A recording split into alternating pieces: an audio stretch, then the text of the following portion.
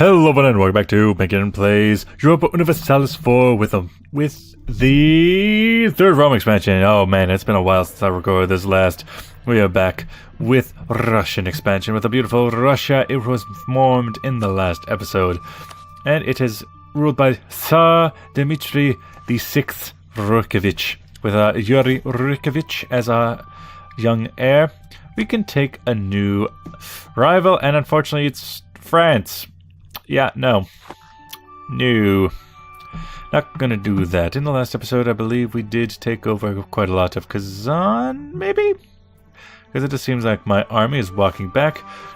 And just in world news, we've discovered quite a lot of the East Koreas, quite large. Ming with Song, the Bamanis and Juniper and Multan in India. The Ottomans have grown significantly into what was Iraq and the Mamluks, and they've even grown north, conquering Moldavia. By the way, Poland basically no longer exists. Its west was taken by Brandenburg, the north was taken by the Teutonic Order, and the south was almost entirely eaten by Hungary. It's like it was the Polish partition, just several centuries early. Meanwhile, the Lovonian Order has taken, I believe, Schmeitin, Khan, Bratslav, Letogalian, and Polotsk from the Lithuanians. So, ironically, they took away Lithuania from the Lithuanians. So it would be like up here and here would be Lithuania. And then in the south, Crimea is running a train on Lithuania. Now, I think it'll be a good time to both attack Lithuania for some cores. Oddly enough, we have cores down here because we have permanent cores. If I look in diplomatic relations, we have permanent cores in the south.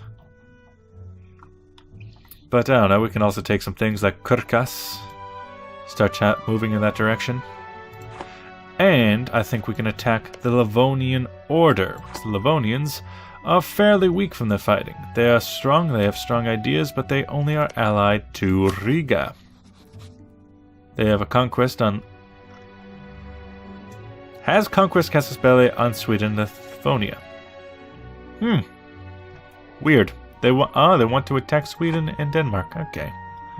Weirdos. But with that, let us have the game run for a bit. I need my armies back and in position. The risks of trade. Trade over long distances can be risky, but profitable. The weather brigands and pirates remain a threat on land as well as on water. Normally the burghers can cope with the amount. Competent traders give away a lot of my money for mercantilism. They gain loyalty and influence. I say compensate them. Except now we're losing lots of money. The clergy wants more state development. Fine. Let's look into this. You are the clergies. One state province. How about, I don't know, next to Muscovy?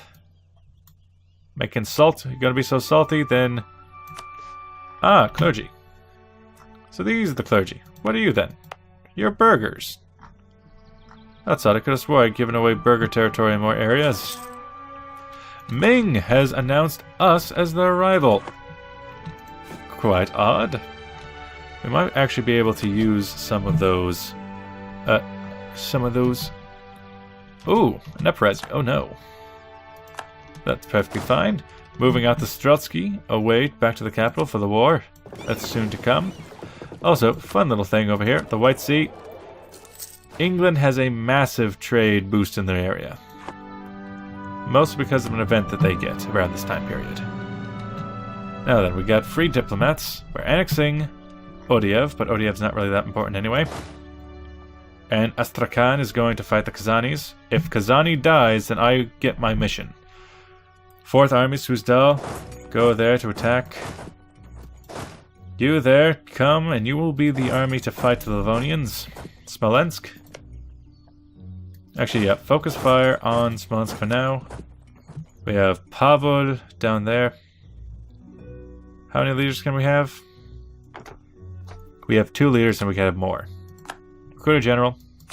Not bad. We'll have those armies. The Strotsky will be used in reserve and as such kept in Smolensk.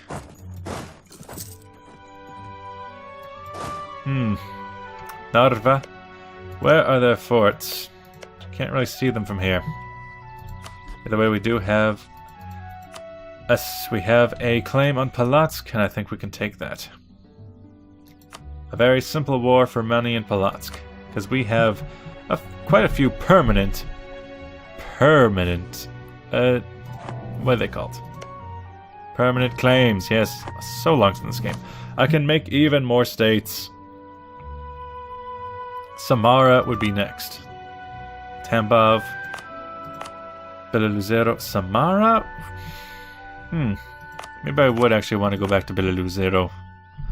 They've been in the fold for quite some time. Beleluzero. Be a state.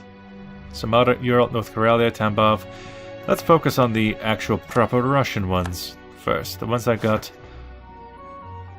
Yes. I can do so much. Sizian. Samara, 3 of 3. That's why they want me to do Samara. We got the whole province. What else can I do? Ural? The Ural... be here? Akandaberg. Oh! I can get Ahenlesk. How many states could I do? Ural is next. No, not right. White Ruthenia. Although, White Ruthenia, Vitebsk, might as well. Kola for La Polonia. Want to get to Ural. Jeez, they can just all be states. How? Yeah, I don't even have to think about it. They can just all be states. Core all provinces, state provinces. And I have so much to core. That's where all my points are going to be going into for quite some time. Which is why I don't think I should be taking more land. Also, my line of forts don't seem to be very useful anymore. You come back to the capital. Good, do that. Ideas, an exploration idea. How's my tech? I want to keep that tech around. It's the middle of the July. Sounds like a good time to attack. Colin Riga. Well, let's look at Riga's allies. Because I could make them. They're allied with Lubeck and Teutonic Order. Let's not bring them in. Let's just worry about you. Take Polotsk. Confirm. There we go. Move on in. Oh, we have a fight of trade ships up here. And for some... Whoa! Riga's troops are up in the north. You're gonna head home, protecting trade.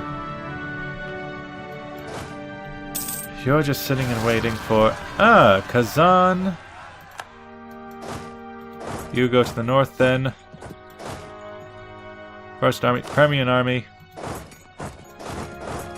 Gather our troops in Vyatka, I guess. Gonna have to fight this. All men to battle stations. We have very little manpower, but that's okay. It's okay.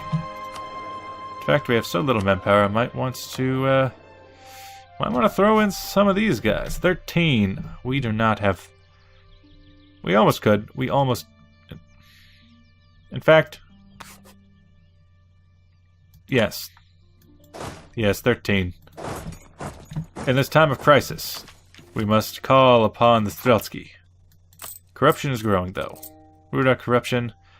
By how much? 14. 1, 2, 3, 4, 5, 6, 7, 8, 9, 10. Stability. Corruption. 0.2. Bring it down a little, please.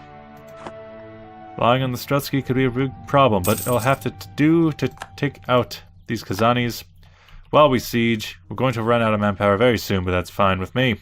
We're Russia. We can do that. Oh, we're already going into battle. Andriy Osterman is quite the military commander. Now then, We have 3,000 stack over here. We have an army coming from this direction. Taking there. Nope, just keep marching. Duh. Of course. Just walk through. Gain attrition on the way.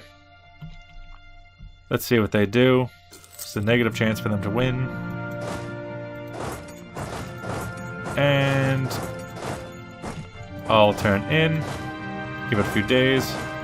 Send in the rest. It's going to be mostly a battle of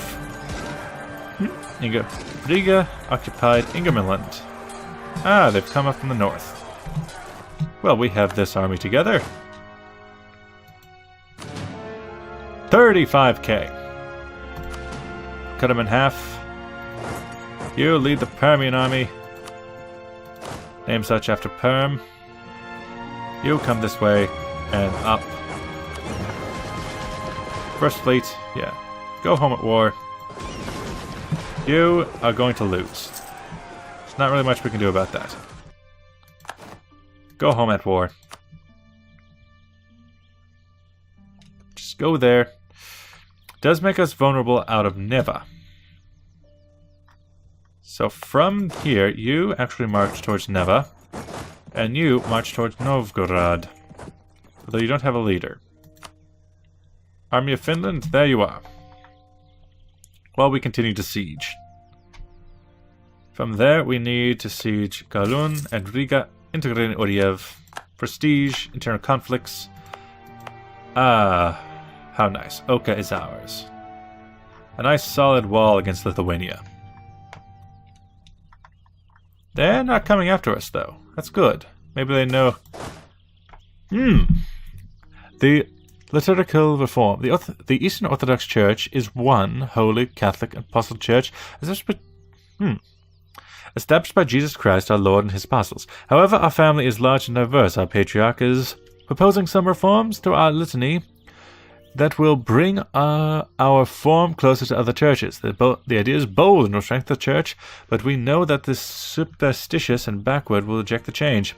Support the reform, or hold to the old ways. Gain legitimacy we don't need, and lose patriarch authority we don't want to lose.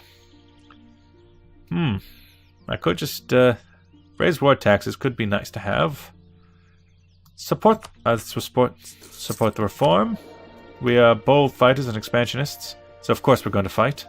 Going to have to take a loan, which makes me think that in this time they would raise some war taxes. Even if it would be a little silly. Debase currency for more money. Gain some taxes. No manpower, but that's okay. Jesus fucking... Get out of there. Get out of there. So we're hunting them down. We could also go for Revel and Livland. Go for more sieges. Anyone got a cannon? You got a cannon, Dmitri, with the Permian army. No one else has one? Nope. Nope. Only one cannon in the entirety of the Russian army.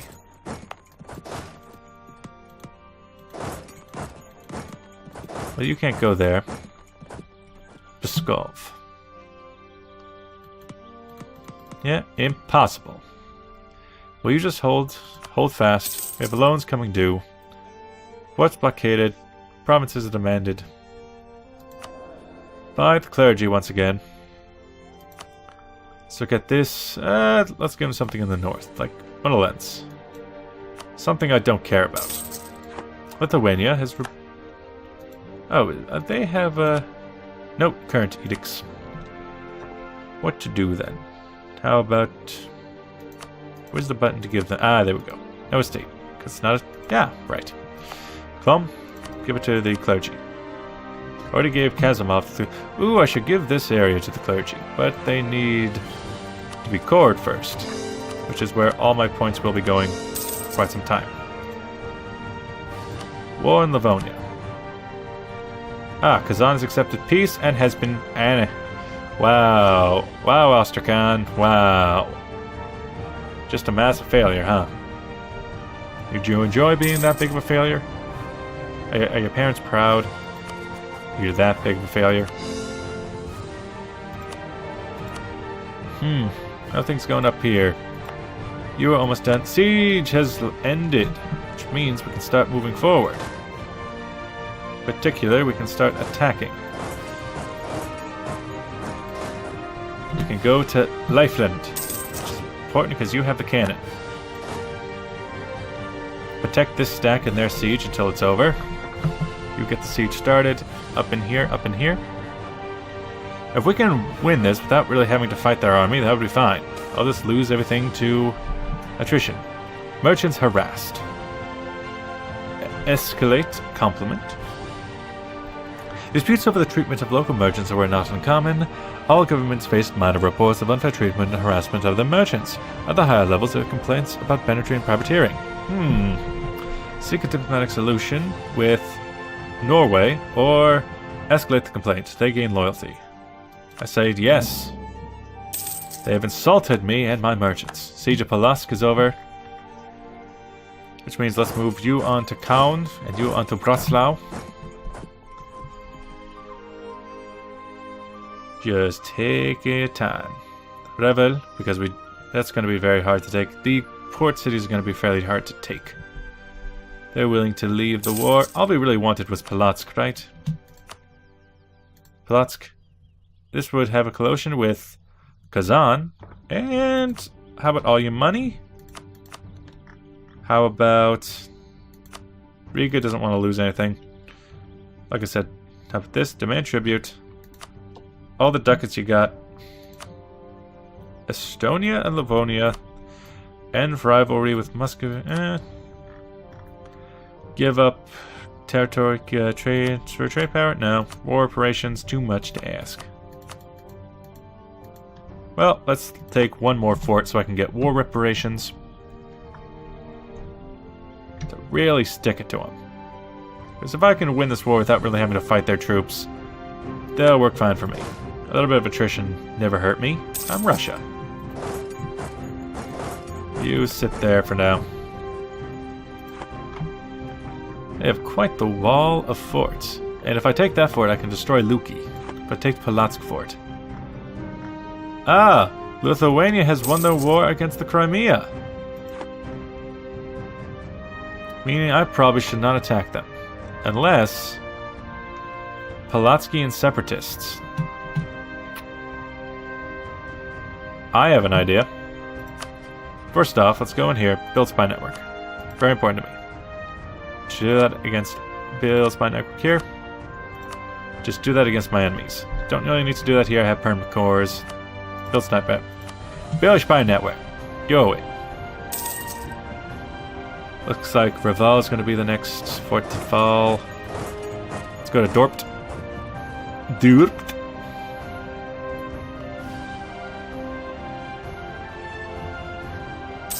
Want to use my support rebels? I need 60 to do that. I need 60 to support these Polotskians. Maybe get a war in on that. After I take Polotsk. Siege of Reval is over. Or maybe native uprising. Oh no. Truce expired. Get the bisque. Come down to Winden. This is so very close. After that, I can start working up there, but I think pushing farther out will be more important. To Mangavia. Narva and Reval are over. I need to pull someone back. Let's come back from the Uzbek. End this war against them without having to fight. Only having to siege. Things are going extremely well for me. Especially in terms of negotiations. Having taken the majority of their forts tends to be very good for negotiating. You fall back to there.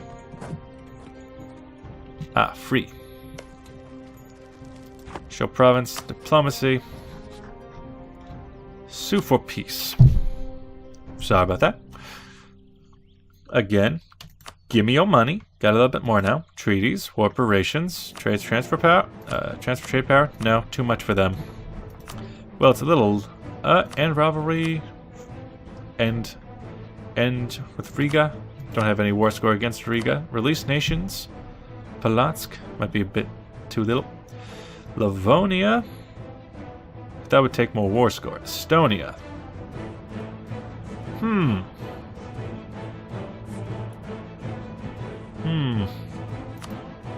Yeah, free Estonia from under their control. So I can befriend them. And rivalry. Fleet basing, 25%. Forced military actions. Give up claims. Nah, they don't seem very interested. Give all you can. Give me war operations. Release the nation of Estonia. And give me Polotsk. I like this. I like that a lot. Russian conquest of Polotsk. Win a war without ever fighting the Cold War. Lovonian Order is fallen. That I can come out here. Polotsk. Polotsk owns Vitebsk, Mitslau, Smolensk, and well, they're fighting here, and they have quite the force. I want this. I want to do this. I want to first let's go to my nation. Build the breakaway nation of Polotsk. 4 provinces. Which is what? Polotsk, Vitebsk, maybe Smolensk? What is it? Torpets. Torpets? Really? Oh, Torpets. Okay. Make this into, say, a march, maybe? Kind of make this my western border for now while I push west. Oh, wait. But before I do any of that, thanks for watching. If you like what you see, make sure to like, subscribe, and I'll see you guys in the next episode. Bye-bye!